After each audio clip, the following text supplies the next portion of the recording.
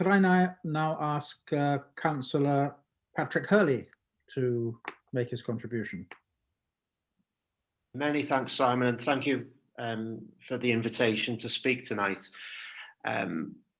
With one eye on the fact that you've asked us not to be political at all, I'll speak to what the City Council is doing and obviously share the credit, obviously with opposition parties as well as the ruling party and with the citizens of Liverpool as well. So just want to give you a brief update about what we've been doing as a city and a few of the other initiatives which are going on as well.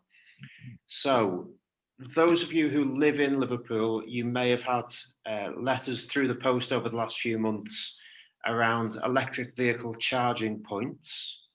There's been consultations which have been taking place and are continuing to take place around the installation of these EV charging points.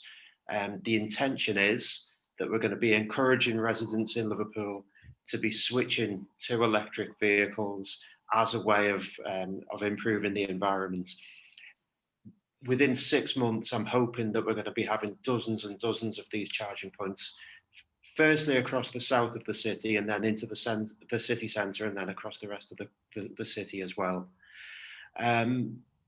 Another point I'd like to give you some information on is some pop-up cycle lanes. In line with what a lot of other cities across the country have been doing since the lockdown in March, we've been installing pop-up cycle lanes across Liverpool.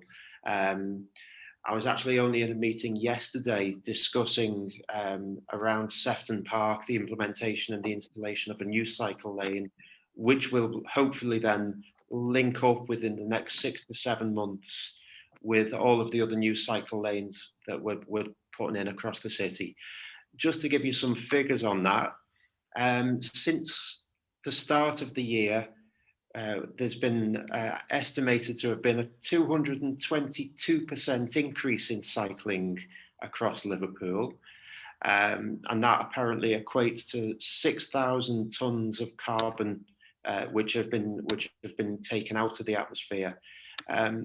Don't quote me on this, but it looks like the 222% increase is the best increase and the highest increase in cycling across the whole country.